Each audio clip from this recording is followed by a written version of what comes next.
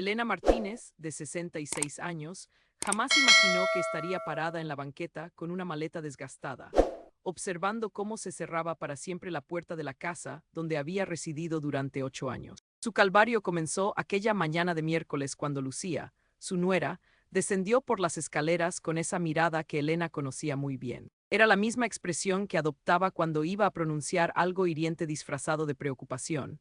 Elena permaneció inmóvil en la cocina, sosteniendo la taza de café que acababa de servirse, sintiendo cómo su estómago se anudaba. Elena, debemos conversar, declaró Lucía con tono helado. Se instaló en la silla frente a ella, cruzó las piernas y la observó como si fuera una desconocida que había invadido su hogar. Carlos y yo hemos estado dialogando toda la noche. El corazón de Elena comenzó a palpitar aceleradamente.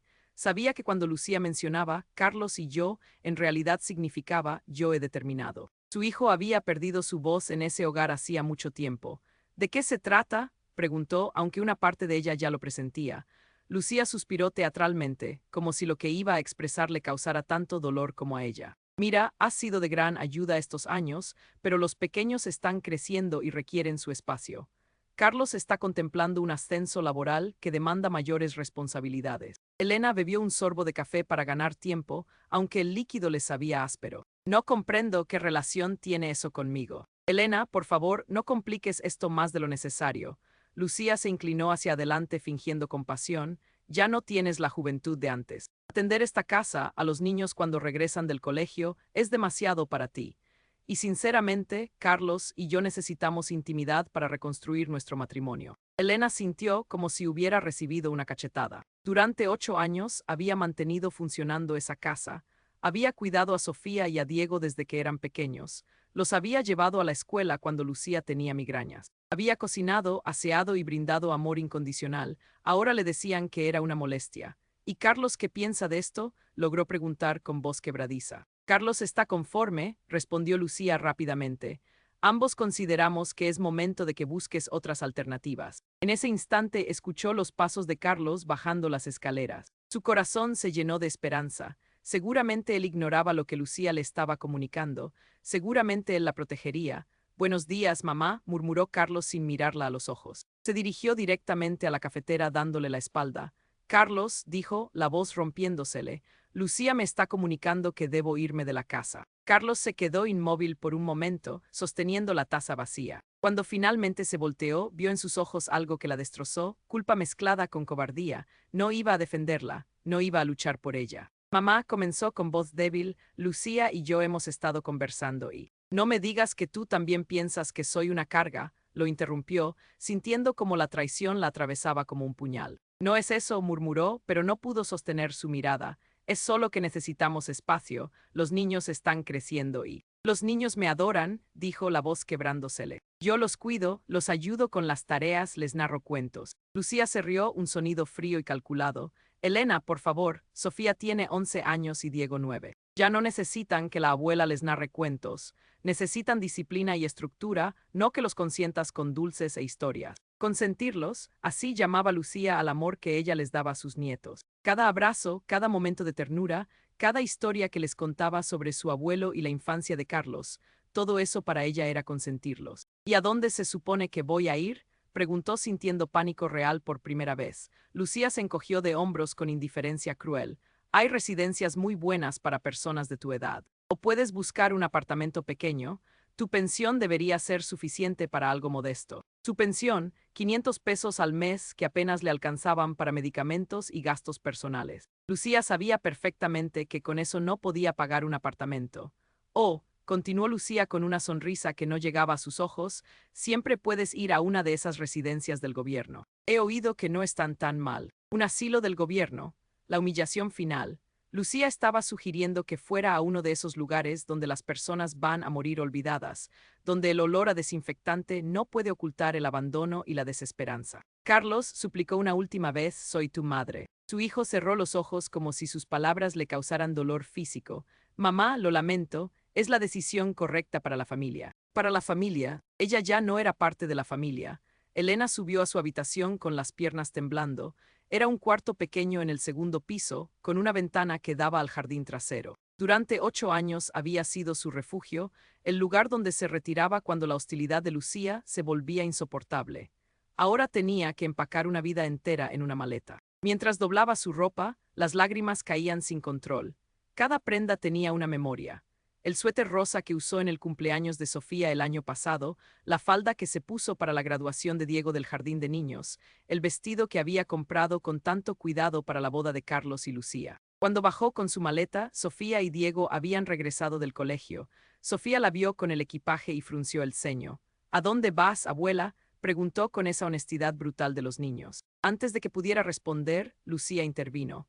La abuela Elena se va a vivir a un lugar donde va a ser más feliz, cariño, un lugar con personas de su edad. Pero yo no quiero que se vaya, protestó Diego corriendo hacia ella. ¿Quién me va a contar historias antes de dormir? Lucía tomó a Diego del brazo, alejándolo de ella. Ya eres muy grande para historias, Diego. Es hora de madurar. La mirada de confusión y tristeza en los ojos de sus nietos fue lo que finalmente la quebró. Ellos no entendían por qué su abuela, que los amaba incondicionalmente, tenía que irse. Ellos solo sabían que alguien importante estaba desapareciendo de sus vidas sin explicación. Cuídense mucho, les dijo, su voz apenas un susurro. La abuela los ama más que a nada en el mundo. Mientras esperaba en la acera, su maleta a sus pies, pensó en todos los sacrificios que había hecho por esta familia. Trabajó 2 empleos después de que murió su esposo para darle a Carlos la educación que merecía. Vendió la casa donde había sido feliz para ayudarle con el enganche de esta casa. Dedicó 8 años de su vida a cuidar a sus hijos mientras él construía su carrera y Lucía jugaba a ser la esposa perfecta. El taxi llegó y el conductor, un hombre mayor con ojos bondadosos, la ayudó con la maleta. ¿A dónde vamos, señora?, preguntó. Se quedó en blanco, no tenía a dónde ir. Al centro, dijo finalmente, necesito encontrar un hotel económico por esta noche. No sabía que esa noche, sentada en un hotel barato comiendo un sándwich de máquina expendedora, vería un anuncio en el periódico que cambiaría todo. Un anuncio que le daría no solo un lugar donde vivir, sino algo que había perdido por completo, un propósito. Despertó en esa cama de hotel económica, sintiéndose como una extraña en su propia vida. El colchón era duro, las sábanas olían a detergente industrial y el ruido del tráfico se filtraba a través de las ventanas mal selladas. Pero lo peor era el silencio de su teléfono. Ni Carlos ni Lucía habían llamado para preguntar si estaba bien. Bajó a la recepción y pidió prestado un periódico al empleado. Se sentó en el pequeño vestíbulo entre el olor a café quemado y revisó los clasificados. Los apartamentos más baratos costaban al menos 800 pesos al mes sin incluir servicios. Su pensión no le alcanzaba ni para eso. Estaba a punto de cerrar el periódico cuando vio una sección que nunca había revisado, empleos para adultos mayores. Había uno que le llamó la atención. Se busca cuidadora nocturna para paciente en cuidados especializados. Experiencia en enfermería no requerida, solo dedicación y compasión. Incluye alojamiento en las instalaciones. Contactar Clínica Herrera. Incluye alojamiento. Esas 2 palabras brillaron ante sus ojos como una luz de esperanza. Llamó desde el teléfono público del vestíbulo, sus manos temblando mientras marcaba el número. Clínica Herrera, habla Carmen, respondió una voz profesional pero cálida. Buenos días, dijo tratando de sonar más segura de lo que se sentía. Llamo por el anuncio del cuidador nocturno. Ah, perfecto. ¿Tiene experiencia previa en cuidados?, le preguntó Carmen. Pensó en todos los años que había cuidado a su esposo durante su enfermedad, en las noches en vela cuando Carlos era pequeño y tenía fiebre. Sí, he cuidado enfermos antes, cuidé a mi esposo hasta el final. Excelente, podría venir esta tarde para una entrevista, digamos a las 3. Cuando el taxi la dejó frente a la Clínica Herrera, se quedó impresionada. El edificio era elegante, moderno, rodeado de jardines impecablemente cuidados. No parecía una clínica común, sino más bien un hotel de lujo. Carmen resultó ser una mujer de unos 50 años con cabello gris perfectamente peinado y una sonrisa genuina. La recibió en una oficina que olía a lavanda y tenía fotografías de jardines en las paredes. Siéntese, por favor, le dijo señalando una silla cómoda. Cuénteme un poco sobre usted. Le contó una versión editada de su historia, que había estado viviendo con su hijo, pero que necesitaba independizarse, que tenía experiencia cuidando enfermos y que estaba buscando un trabajo con propósito. No mencionó que la habían echado de su propia familia como si fuera basura.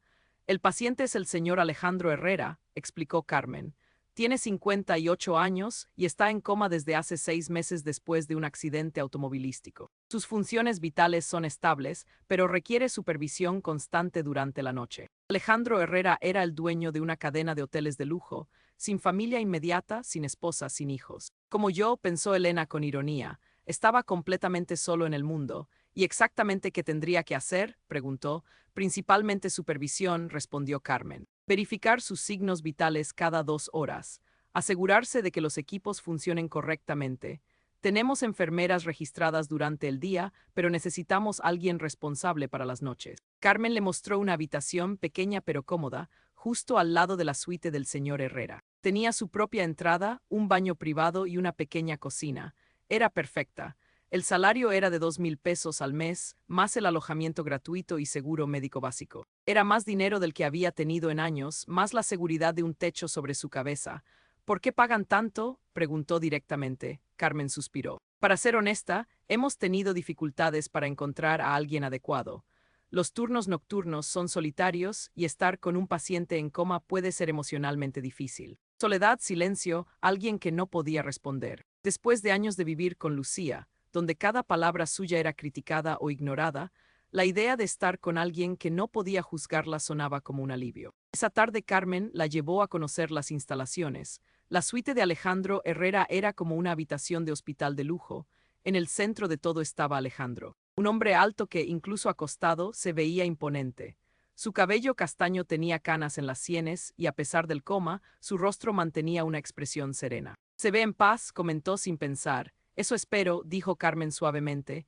Los médicos dicen que puede escuchar aunque no pueda responder. Por eso es importante hablarle, mantener algún tipo de conexión humana. Su habitación estaba al lado de la de él, conectada por una puerta que podía dejarse abierta para escuchar cualquier cambio en los equipos. Era pequeña, pero perfectamente amueblada.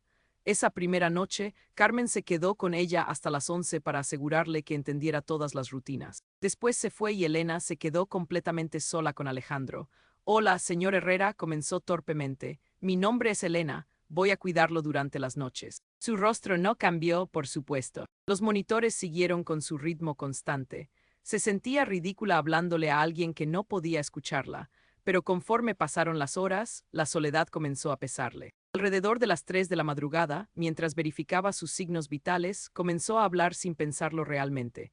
¿Sabe qué?, le dijo ajustando su almohada. Mi hijo me echó de su casa ayer. Bueno, técnicamente fue su esposa, pero él no me defendió. Las palabras salieron como si hubieran estado esperando para escapar. Viví allí durante 8 años, cuidé a sus hijos, mantuve su casa funcionando y cuando ya no me necesitaron, me echaron como si fuera basura. Se sentó en la silla, sintiendo una extraña liberación al decir estas cosas en voz alta. Su nuera me dijo que busque un asilo del gobierno. ¿Puede creerlo?, después de todo lo que hice por esa familia. Alejandro no se movió, pero siguió hablando. Había algo consolador en su presencia silenciosa, en la forma en que parecía escuchar sin juzgar. Llevaba 3 semanas cuidando a Alejandro cuando se dio cuenta de que había empezado a esperarlo. No a él específicamente, porque seguía en el mismo estado silencioso, sino a esas horas de la madrugada cuando podía hablar libremente sin ser juzgada, criticada o ignorada. Era una noche de viernes, alrededor de las 2 de la madrugada, cuando le contó sobre su infancia. Mi madre murió cuando yo tenía 16 años, le dijo ajustando la manta sobre sus hombros. Cáncer de mama, mi padre no sabía qué hacer conmigo, así que me mandó a vivir con mi tía Rosa. Se sentó en su silla habitual junto a su cama. Mi tía era una mujer dura. Decía que mi madre me había malcriado, que yo no sabía lo que era trabajar de verdad. Me puso a trabajar en su panadería desde las 5 de la mañana antes de ir al colegio. Alejandro respiraba de manera constante, su pecho subiendo y bajando en un ritmo que había llegado a encontrar reconfortante. ¿Sabe qué es lo curioso?, le preguntó. Pensé que esos años con mi tía habían sido los más duros de mi vida, pero ahora me doy cuenta de que esa dureza me preparó para todo lo que vino después. Cuando verificó el monitor de su presión arterial, tuvo la extraña sensación de que su respiración había cambiado ligeramente, como si estuviera prestando atención. Conocí a Fernando cuando tenía 20 años, siguió. Era electricista, 5 años mayor que yo. No era el hombre más guapo del mundo, pero tenía unas manos gentiles y una forma de reírse que hacía que todos los problemas parecieran más pequeños. Se levantó para caminar un poco por la habitación. Estas conversaciones nocturnas se habían vuelto tan naturales que ya no se sentía ridícula hablando sola. Nos casamos en una ceremonia pequeña. Carlos nació cuando yo tenía 23 años. Fue el bebé más hermoso que había visto. Fernando estaba tan orgulloso que llevaba fotos en la billetera. La habitación se llenó de silencio por un momento. Recordar a Carlos como bebé la llenaba de una mezcla de amor y dolor que era difícil de procesar.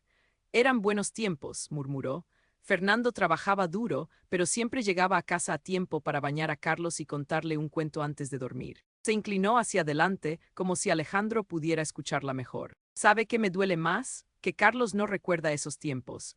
Tenía solo 8 años cuando Fernando murió y creo que ha borrado esos recuerdos porque duelen demasiado. La muerte de Fernando seguía siendo un tema difícil para ella, incluso después de tantos años. Había sido tan repentina, un ataque al corazón a los 35 años mientras trabajaba.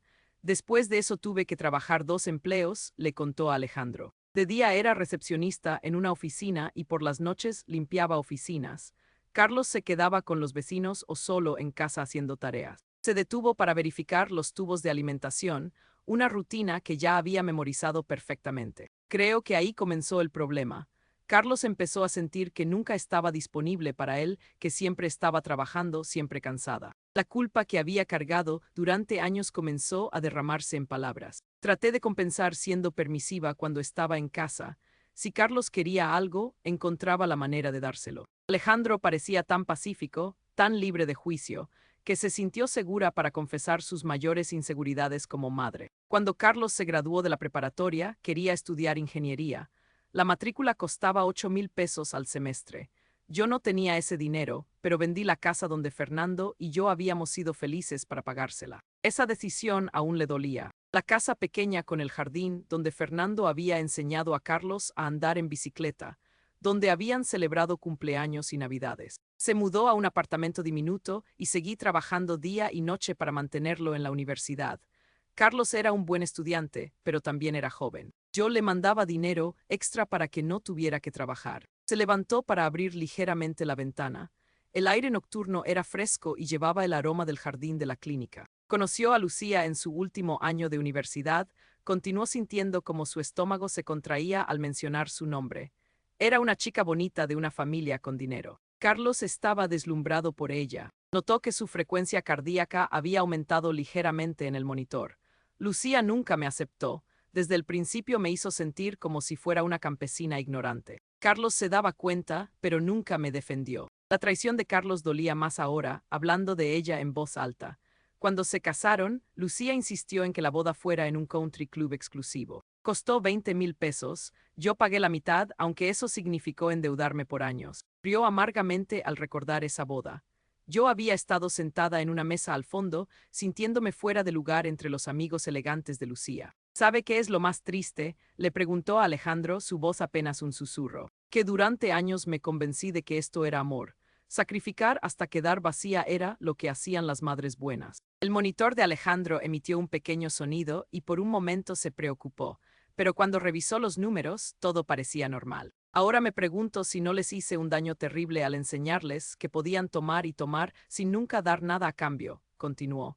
Carlos nunca aprendió a valorar los sacrificios porque siempre estuvieron ahí, invisibles. Las lágrimas comenzaron a caer por sus mejillas. Y ahora estoy aquí hablándole a un extraño en coma, porque es la única persona en el mundo que no me interrumpe para decirme que estoy exagerando. Lo que no sabía era que Alejandro no era solo un oyente pasivo. Cada palabra suya se grababa en su mente consciente, pero atrapada. Cada lágrima que derramaba resonaba en su corazón inmóvil y lentamente su historia se estaba convirtiendo en la razón por la que él seguía luchando por despertar. Ya llevaba 2 meses cuidando a Alejandro cuando comenzó a notar pequeñas cosas que antes no había percibido. Era una noche de martes alrededor de las 3 de la madrugada cuando se dio cuenta de que su respiración cambiaba cuando ella hablaba. Mi abuela me enseñó a hacer mole cuando tenía 12 años, le decía mientras verificaba sus signos vitales. Decía que el secreto estaba en tostar cada especia por separado. Fue entonces cuando notó que su frecuencia cardíaca se había estabilizado en un patrón más tranquilo. Cuando dejó de hablar, su ritmo cardíaco se aceleró ligeramente.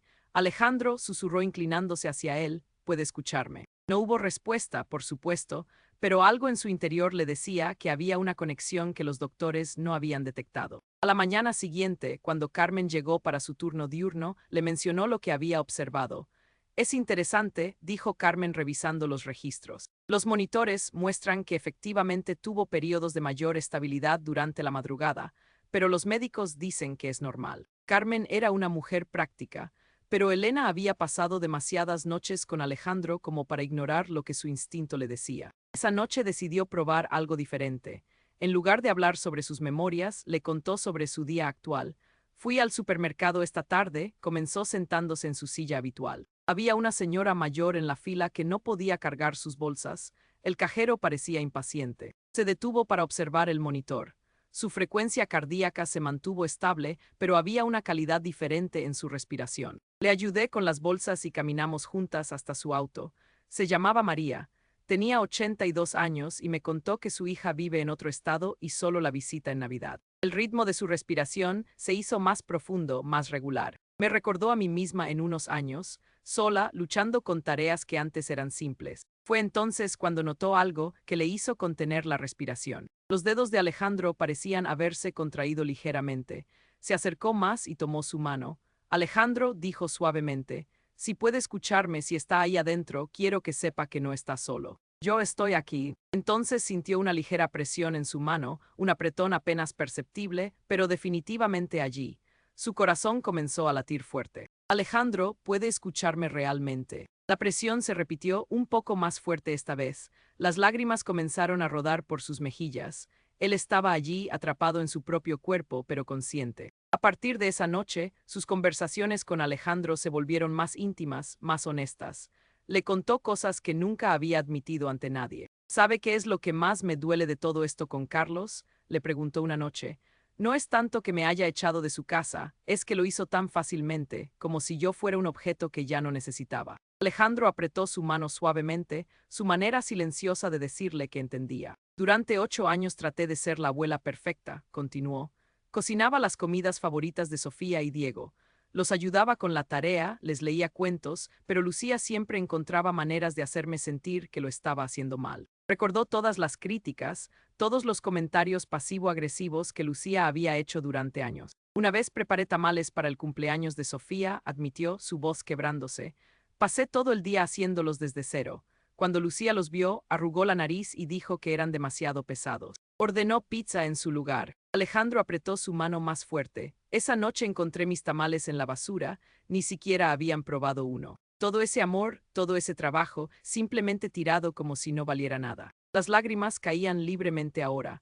Alejandro había visto tantas de sus lágrimas que ya no se sentía avergonzada. ¿Sabe qué pienso?, le preguntó. Pienso que Carlos dejó de verme como su madre hace mucho tiempo. Para él me convertí en una empleada doméstica gratis que vivía en su casa. Fue esa misma noche cuando pasó algo que cambió todo. Eran casi las 5 de la mañana cuando su teléfono móvil sonó. Era un número que no reconocía. Diga, contestó con voz cansada. Mamá, era la voz de Carlos sonando extraño, alterado. Su corazón se aceleró inmediatamente. Carlos, ¿qué pasa? ¿Estás bien? Mamá, necesito que vengas, dijo su voz quebrándose. Lucía me dejó, se llevó a los niños, no sé qué hacer. Por un momento se quedó paralizada. Después de 2 meses de silencio total, Carlos la llamaba solo porque tenía una crisis. ¿Dónde estás?, preguntó. En casa, mamá, por favor, ven, no tengo a nadie más. No tengo a nadie más. Esas palabras la golpearon como una bofetada. No la llamaba porque la extrañara. La llamaba porque era su último recurso. Miró a Alejandro y sintió como si le estuviera dando consejo silencioso. Su mano apretó la suya ligeramente. Carlos, dijo finalmente, su voz más firme de lo que se sentía.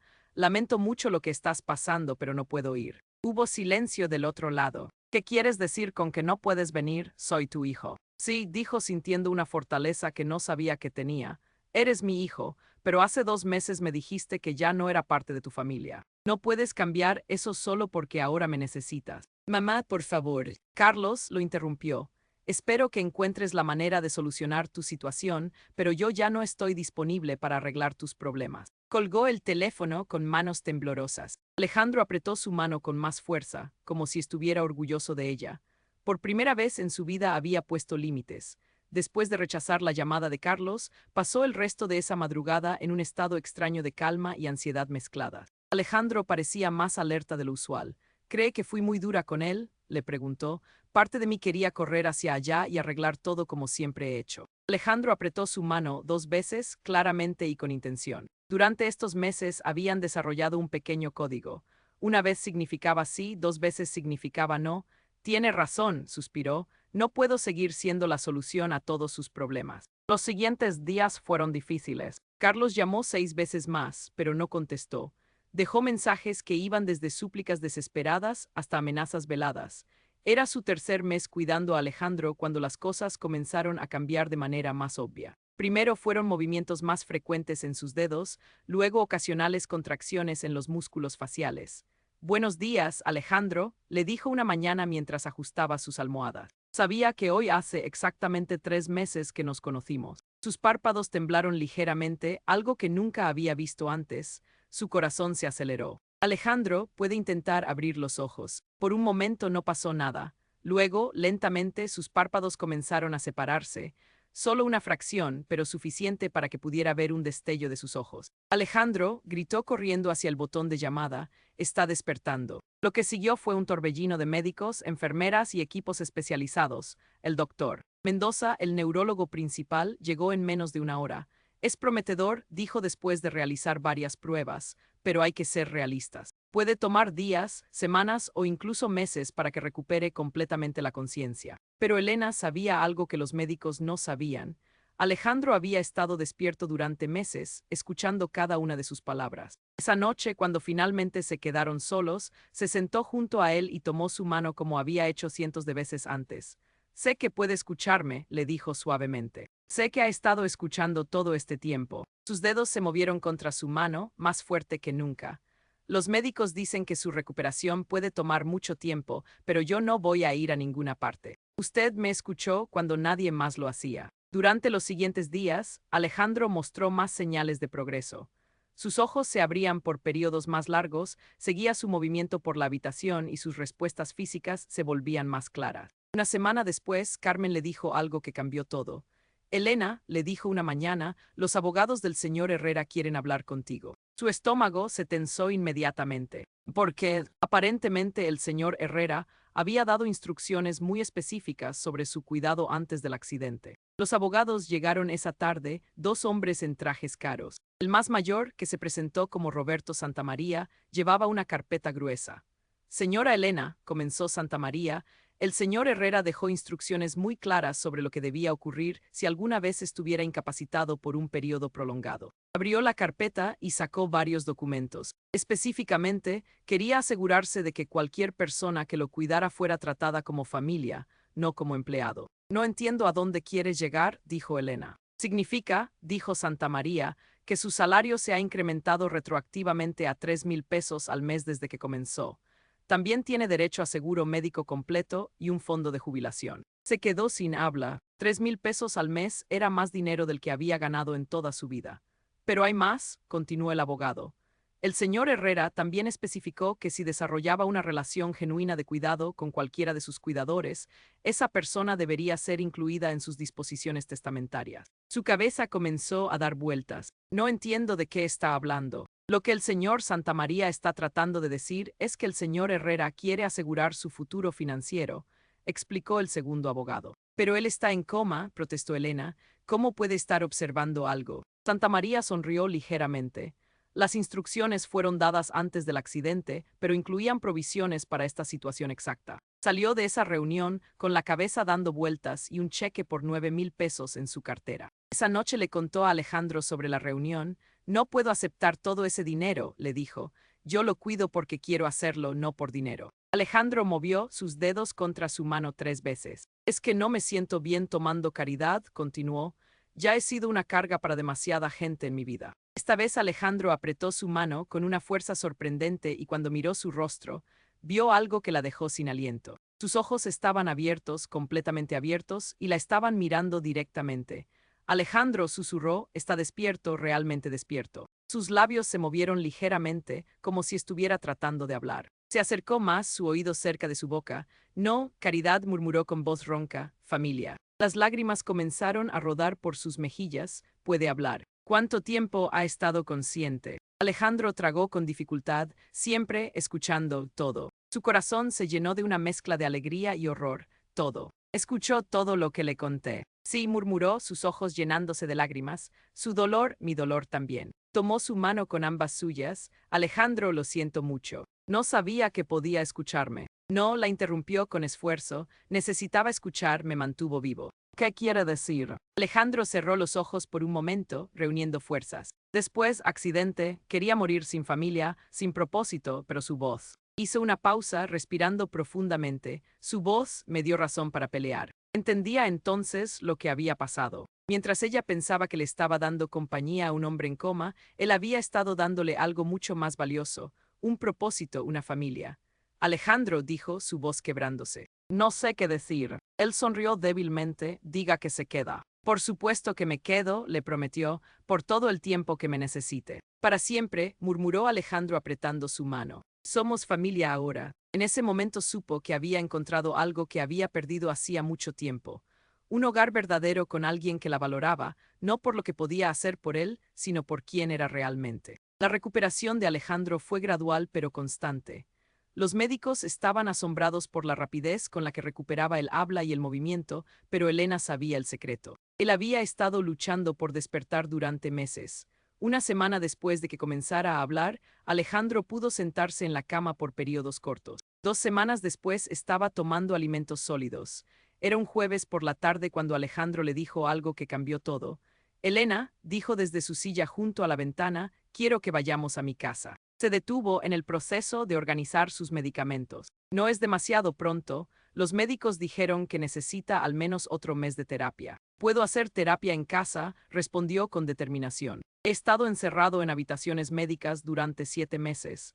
Necesito ver el cielo sin que esté marcado por una ventana de hospital. Entendía su urgencia, pero también tenía miedo. ¿Y qué pasará conmigo? Alejandro la miró con una expresión que no pudo interpretar. Elena realmente cree que la dejaría ir después de todo lo que hemos compartido. No sé qué pensar, admitió. No tengo experiencia en este tipo de situaciones. Alejandro extendió su mano hacia ella. Durante todos esos meses que pasé escuchándola, aprendí más sobre usted de lo que algunas personas aprenden sobre otros en décadas. Sé que es generosa hasta el punto del sacrificio personal. Sé que es leal, incluso cuando esa lealtad no es correspondida. Sus palabras la llenaron de una calidez que no había sentido en años. También sé, continuó, que merece una familia que la valore, que la respete, que la ame por quien es. Alejandro, no me deje terminar, la interrumpió gentilmente. Quiero ofrecerle algo, pero necesito que lo piense cuidadosamente antes de responder. Su corazón comenzó a latir más rápido. ¿Qué tipo de oferta? Quiero que venga a vivir a mi casa. No como empleada, sino como familia. Tengo una propiedad grande con una casa de huéspedes completamente independiente. Sería suya para siempre. Se quedó sin palabras. Alejandro, eso es demasiado generoso, no puedo aceptar. Escúcheme completo, insistió. No es caridad. Durante estos meses usted me salvó la vida de una manera que los médicos nunca podrían entender. Me dio una razón para vivir cuando yo había perdido toda esperanza. Las lágrimas comenzaron a formarse en sus ojos, pero usted me salvó a mí también. Me dio un propósito cuando pensé que mi vida había terminado. Entonces somos iguales, sonrió Alejandro, 2 personas que se encontraron cuando más se necesitaban. Una semana después salieron de la clínica. Durante el viaje le contó sobre su vida antes del accidente. Construí mi negocio desde cero, le explicó. Trabajé 18 horas al día durante 20 años, pensando que el éxito me traería felicidad. Pero cuando desperté y me di cuenta de que no había nadie que se preocupara genuinamente por mí, entendí que había estado viviendo la vida equivocada. ¿Nunca se casó, nunca tuvo hijos?, preguntó. Estuve comprometido una vez, respondió con una sonrisa triste, pero ella me dejó porque decía que amaba más mi trabajo que a ella. Probablemente tenía razón. Cuando llegaron a su propiedad, Elena se quedó sin aliento. Era una casa estilo colonial, situada en 5 acres bellamente cuidados. A unos 100 metros de distancia había una casa más pequeña que parecía sacada de un cuento de hadas. Esa es la casa de huéspedes, dijo Alejandro. Tiene 2 habitaciones, una cocina completa, una sala con chimenea y un pequeño jardín privado. Cuando abrió la puerta, Se encontró con un espacio perfectamente decorado que se sentía como un hogar desde el momento en que entró. Es hermosa, susurró, pero Alejandro, esto es demasiado. Elena, dijo sentándose en el sofá, puede hacer algo por mí. Por supuesto, llame a su hijo. Negó inmediatamente. ¿Por qué? Porque necesita cerrar ese capítulo de su vida adecuadamente. No puede seguir adelante completamente hasta que lo haga. Sabía que tenía razón. Sacó su teléfono y marcó el número de Carlos. Contestó al segundo timbre. Mamá, su voz sonaba desesperada. Gracias a Dios que llamas. Carlos lo interrumpió. Solo llamé para decirte algo, no para escuchar tus problemas. Hubo silencio del otro lado. Quiero que sepas que estoy bien, continuó. Tengo un hogar, tengo propósito y tengo gente que me valora. Mamá, por favor, Lucía volvió, pero dice que solo si tú no. Carlos lo volvió a interrumpir. No me interesa lo que Lucía dice o no dice. Ya no formo parte de sus vidas, esa fue su decisión. Pero mamá, yo nunca quise. Si querías, dijo firmemente. Tuviste la oportunidad de defenderme y elegiste no hacerlo. Alejandro le tomó la mano para darle apoyo. Espero que encuentres la felicidad, Carlos, pero ya no es mi responsabilidad enseñártelo. Mamá, no puedes hablar en serio. Sí, dijo sintiendo lágrimas en sus ojos, pero también una paz profunda. Eras mi único hijo, pero ahora tengo una familia que me eligió, no porque me necesitara, sino porque me ama. Colgó el teléfono y lo apagó completamente. Alejandro la abrazó mientras lloró, no de tristeza, sino de alivio. ¿Se siente libre?, le preguntó después de que sus lágrimas se calmaron. Sí, respondió honestamente. Por primera vez en décadas me siento completamente libre. Los meses siguientes fueron los más felices de su vida. Alejandro se recuperó por completo, pero nunca volvió al trabajo obsesivo que había definido su vida anterior. En lugar de eso, se dedicaron a crear la familia que ambos habían perdido. Convirtieron parte de su propiedad en un pequeño jardín orgánico donde cultivaban verduras y hierbas. Alejandro había descubierto una pasión tardía por la cocina y Elena le enseñó todas las recetas de su abuela. Por las tardes se sentaban en la terraza compartiendo té y conversando sobre libros, películas, planes para el jardín, o simplemente disfrutando del silencio cómodo que solo existe entre familia verdadera. Una noche, 6 meses después de mudarse a la propiedad, Alejandro le hizo una pregunta que la sorprendió. Elena, ¿alguna vez se arrepiente de haber rechazado las llamadas de Carlos? Pensó cuidadosamente antes de responder. Al principio sí, pero ahora me doy cuenta de que rechazar sus llamadas no fue rechazar a mi hijo, fue rechazar el papel de víctima que me habían asignado durante años. ¿Y si apareciera en la puerta mañana pidiendo perdón? Dependería de si realmente hubiera cambiado o si solo me necesitara otra vez, respondió. He aprendido la diferencia entre amor y conveniencia. Alejandro sonrió, esa es la respuesta más sabia que he escuchado. En su cumpleaños número 67, Alejandro organizó una pequeña celebración. Carmen vino de la clínica junto con algunos terapistas. Era una celebración pequeña, pero llena de gente que realmente se preocupaba por ella. Después de que se fueron los invitados, se sentaron en el jardín bajo las estrellas. ¿Puedo hacerle una confesión?, le dijo Alejandro. Por supuesto, la noche que usted rechazó la llamada de Carlos, cuando me apretó la mano con tanta fuerza. ¿Qué pasó? Fue la primera vez después del accidente que sentí que tenía algo por lo que luchar. No solo mi propia recuperación, sino alguien que necesitaba ver que era posible elegir el amor propio sobre el sacrificio destructivo. Sus palabras la llenaron de una calidez que llegó hasta los huesos. Alejandro se acuerda de las primeras palabras que me dijo cuando despertó completamente. Te escuché, respondió inmediatamente. Esas 3 palabras cambiaron mi vida. Durante décadas nadie realmente me había escuchado. Todos querían algo de mí, pero nadie quería conocerme realmente. Y ahora, dijo Alejandro tomando su mano, tenemos el resto de nuestras vidas para escucharnos mutuamente. Miró hacia la casa de huéspedes, que ahora era verdaderamente su hogar, luego hacia la casa principal donde vivía su familia elegida, y finalmente hacia las estrellas que brillaban sobre ellos. A los 67 años había aprendido que la familia real no se define por la sangre, sino por la elección mutua de amarse y valorarse. Carlos le había enseñado lo que no era el amor. Alejandro le había mostrado lo que sí era.